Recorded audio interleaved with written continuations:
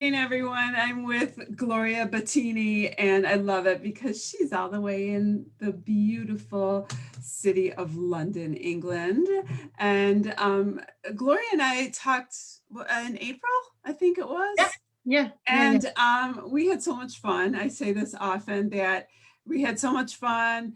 And I could have kept her quite a bit longer, but we both had to get to our day jobs, and so I said, just come back and come back again. But I'm so excited because I do have friends in England, and um, Graham and Lawrence, if you're ever listening. And someday we'll get to London, and I'm so blessed because now I'll be able to go have tea with you. Yes, absolutely. Please, let's do that. So before we start and dive in, give us a little bit, for those who are tuning in right now and listening or listening later, I always say share. All of Gloria's information is in the link below, but give us a little background on yourself. Yes. So, hello, everyone. Thank you for tuning in, and thank you, Sari, for having me again. It's really an honor. I'm a woman on a mission, really. That's the You only way are. to describe it. I'm a woman on a mission. I really want to be able to empower, survivors of toxic relationships, of narcissistic abuse, of domestic abuse. I really want them to be empowered to find their freedom, to find emotional freedom, mental freedom, to really be liberated from this cage and trap that is this kind of abuse. If you were looking for a title, I'm a relationship and self-love coach, but I think the title it's like quite reductive. I think my mission really speaks to me a lot, and I really want that. I really want to be able, everyone who has. I am a survivor myself, so I know the importance of freedom. So yeah, that's what I care about. I mean, and I think that's one of the reasons I so wanted you to come back and talk. One of the um, missions that I've had and I work with is women of domestic violence, women in human trafficking. But before you even get to that point, sometimes you're just in a relationship where you're not who you are. You're not your authentic self. You've lost your voice. The person has taken over your being. And you need to have the strength, which isn't easy, to Mhm. to really get yourself out of that. Yeah, yeah. I completely agree. It's all about, uh, like you said, like there's many levels of this, and it's such a huge, big topic. But like you said, sometimes we don't even realize, and it might be in the relationship that we're having. It also might come from our parents. There's plenty of people that go through domestic abuse and domestic violence and narcissistic abuse through their parents. It's Mm-hmm. not even about the person that you share your life with. It's about Because they see it, you mean, because that's something they saw, or no, because it's something that they are provoking. So oh. it's because the narcissist is your parent. Mm. And there's a lot of young people that go through that, and that it's really horrible. So we forget that sometimes things really start in our home, and what really pains me a lot is the fact that when you are in that situation, you don't necessarily realize that it's toxic because it happens every day, and our brain learns by repetition. So every day your brain learns those behaviors, your brain learns those bad words and negative comments about you, and day after day after day it ends up believing them. Now, what believing these words does is taking you further away from who you really are, which I cannot possibly imagine anything worse to be happening to somebody than being taken away from their true authentic self, from being able to be who they are, right? Mm-hmm. And we don't realize that happens in our own home. that it starts literally, you know, where you sleep and where you eat and in the places you're I safe. think it's so hard too, because sometimes a friend notices it, um, and it's really hard to say to someone, you know, you need to get out of that relationship, or, you know, you have to be careful. You know, it's hard to be that friend who says it, um, or, you know, to get someone to try and take a look in the mirror, as they say. Um, but what's really hard is sometimes people are so far gone, they don't realize how far gone they are. How, what are some things that if you're the friend looking, what you can do to help someone? I mean, it's tricky. It is very tricky. Yeah, it's very, very tricky. And it's a very fine line, because you also don't want to push them away. Yeah. You know, obviously if you are noticing these things and your friend isn't, they are likely to have you as a friend because you are the one that's going to be able to be there for them, right? Mm-hmm. However, if you start saying, I don't think that's good for you, they're going to retract and Sure. therefore then push you away. But the only reason why this happens is because your instincts always know. Mm-hmm. You always know deep inside that something wrong is going on. And when somebody else, when you are faced with someone else that's outside and he's telling you, I can see that, you feel completely exposed. So, Do you have to wait for that person to have like the slight opening? I know I was in a situation where somebody made some comments about their husband, and I looked for that finally, and, you know, just sort of said, well, maybe you need some help then, you know. And I say this because I'm not the help. I'm not qualified. I'm qualified to be a friend, um, yeah. and listen, but I'm not qualified to give the advice. You know, but the person finally said had said so much, but then finally said, you know, something. I'm like, you know, doesn't seem so nice. Maybe you need some help. Maybe you need to get some guidance, you know, some professional guidance. And I said, and by the way, your husband goes off to work, you go off to work, he doesn't have to know, you Mm-hmm. know, Mm-hmm. he's not, doesn't have a monitor on you. So Yeah. go at your lunchtime or go. But I think that you could use some help that isn't your friend. Yeah, that's beautiful actually. And I love that because you didn't because sometimes why the reason why we retract is because obviously we feel that the other person is telling us that we're doing something wrong and that they're better than us. So you didn't tell her, I want to do this for you. You said to her, look, I've Oh noticed. no, I wanted to say like, that's so wrong. Oh my, you know, I had a lot of things spewing in my head, Yeah, and I was like really, really holding back. yeah, Um, that's amazing. but I'll tell you on a personal note, it's they're together, and, you know, I'll share. It's hard to, they are together. I'm glad if she's glad, but it's hard for me, you know.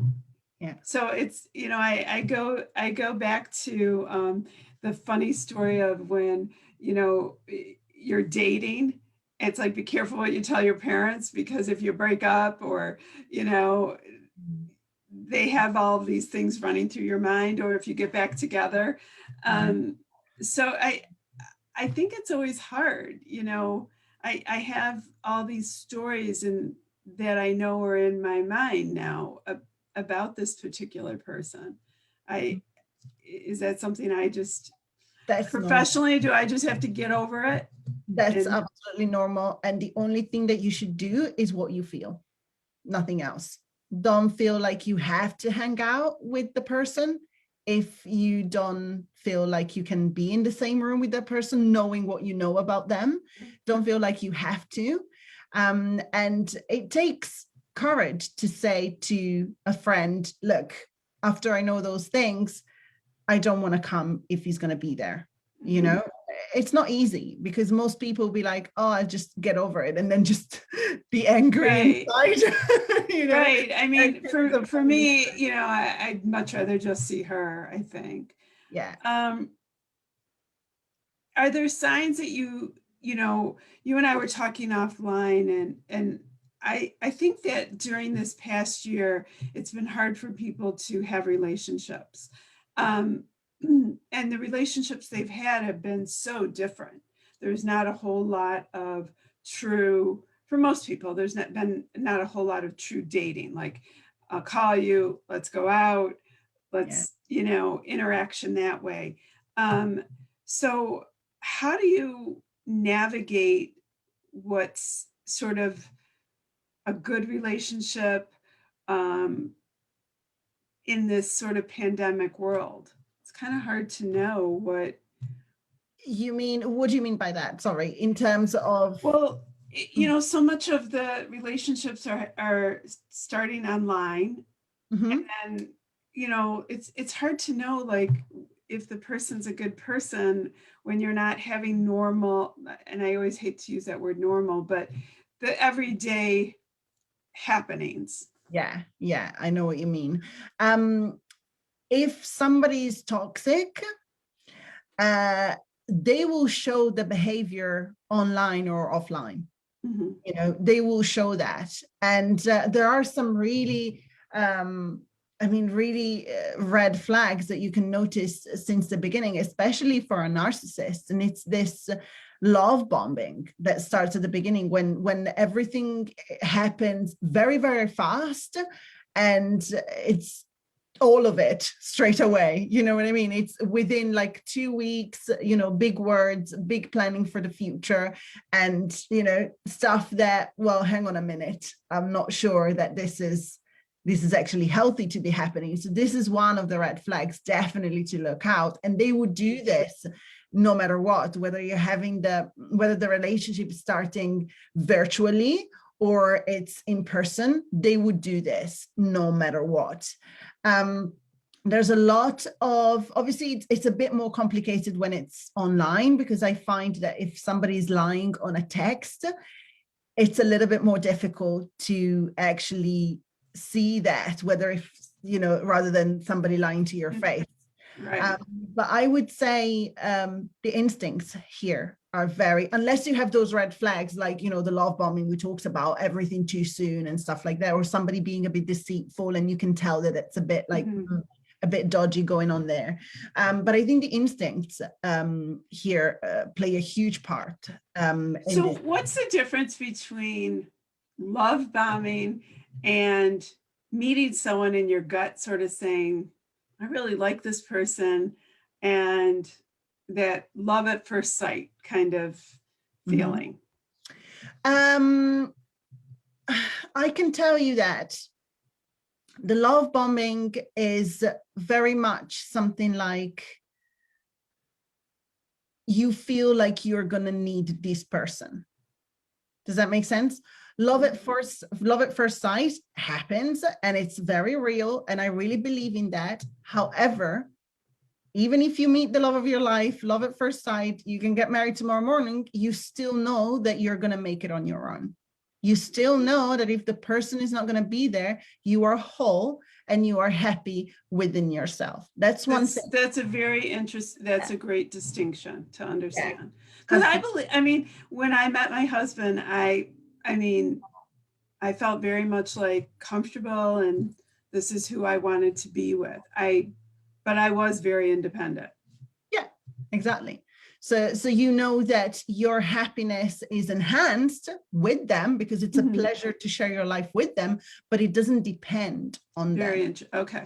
So the love bombing makes you feel like that is everything that you've been waiting for, in terms of, I am here to take care of your happiness. I am giving you all those things, and you are finally found happiness in me, abuser who is love bombing you. And this way they're creating this bond, which is really strong straight from the beginning, you know, and that's when it's suspicious. You know, a lot of the a lot of the women that I've worked with, when I asked them to describe how it started, how it made them feel, and actually that's the case for myself as well, to be honest, they all say, I felt like he saved me.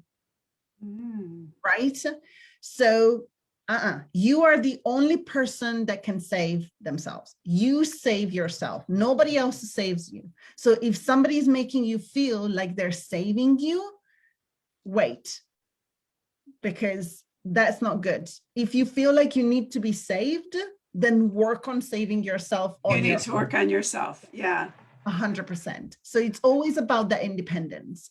Is there any sign too when you meet someone that they've had a lot of relationships?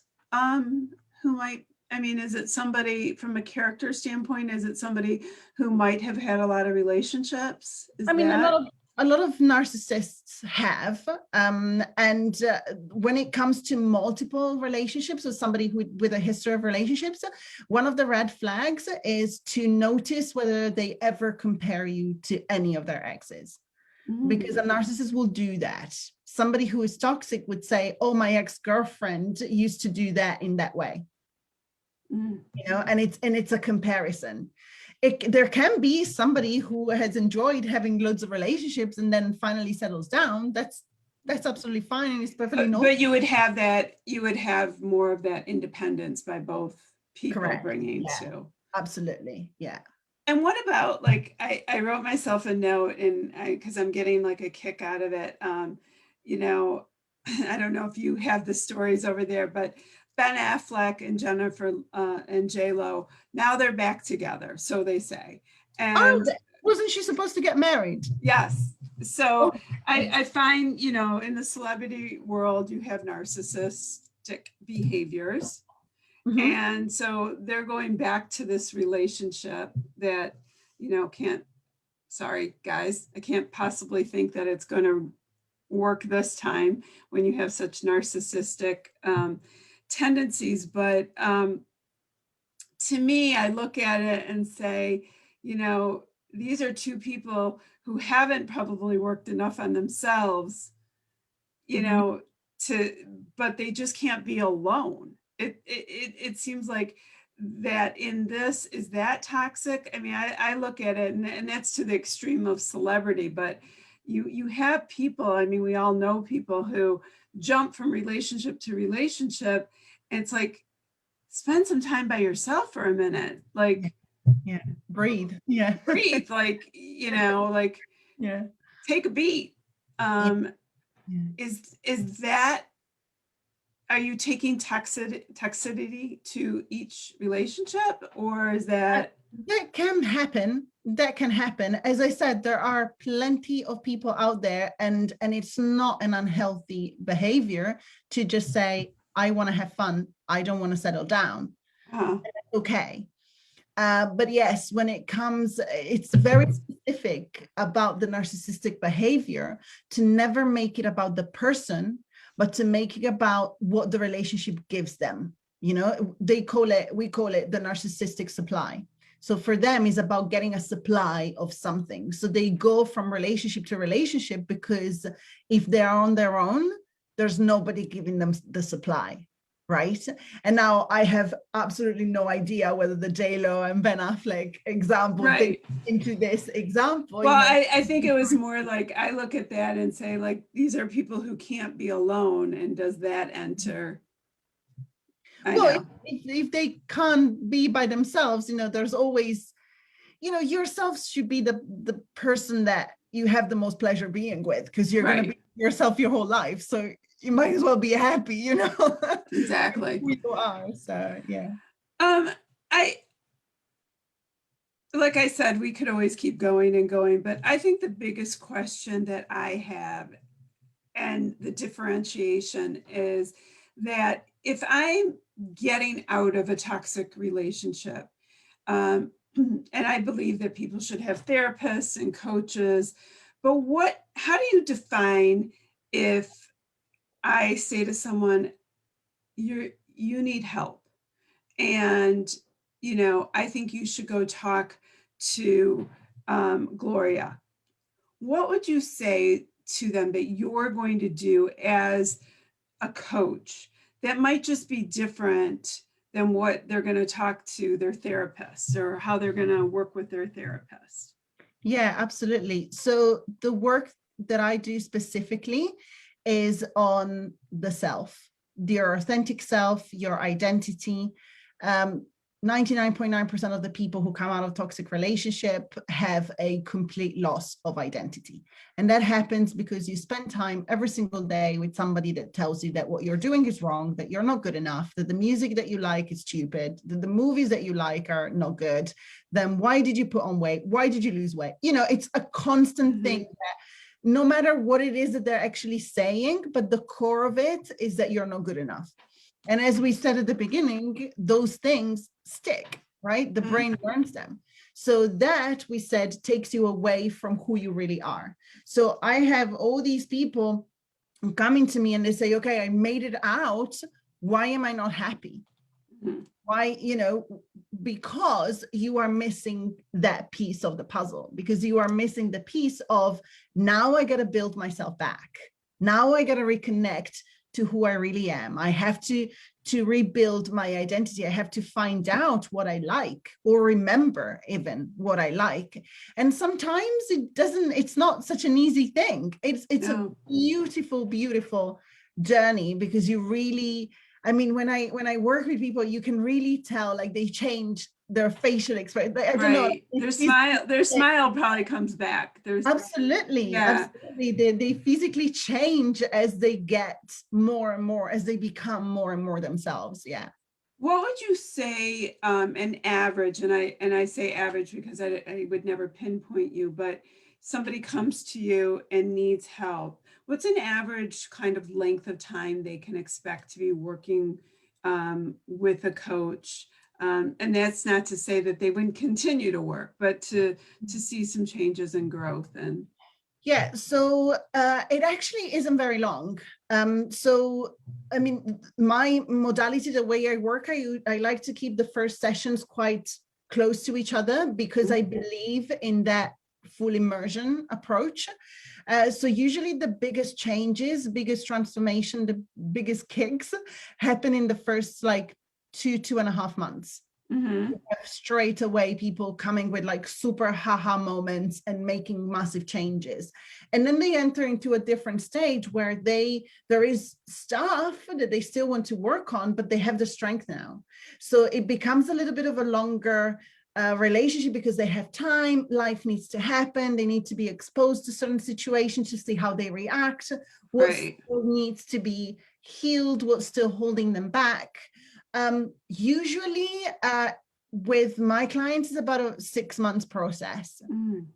Some of them have stayed with me for a year, and some of them have stayed with me for 4 sessions. So yeah, so and that's what I figured, because it can be all over the place. But I love the thought in my mind of someone really coming to you and coming back to really realizing what those red flags are, because those aha moments, and being able to learn to go into their next relationship, those incredible learning moments.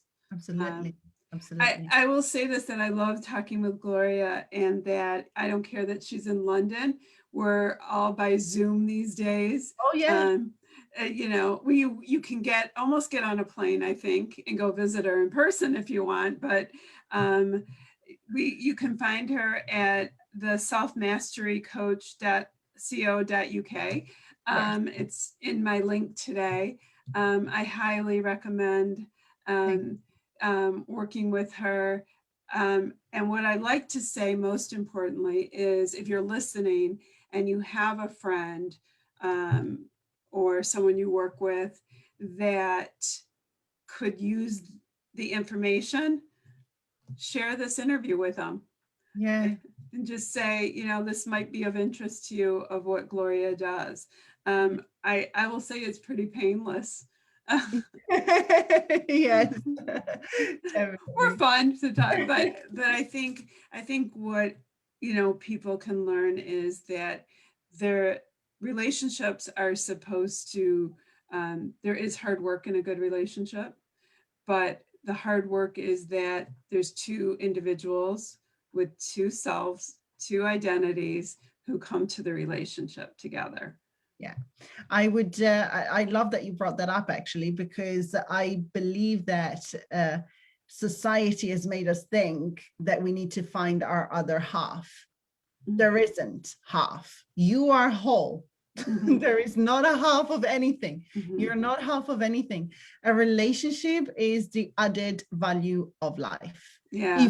If you value that, obviously. If you don't, if that's not for you, that's a different story, and there's no problem with that.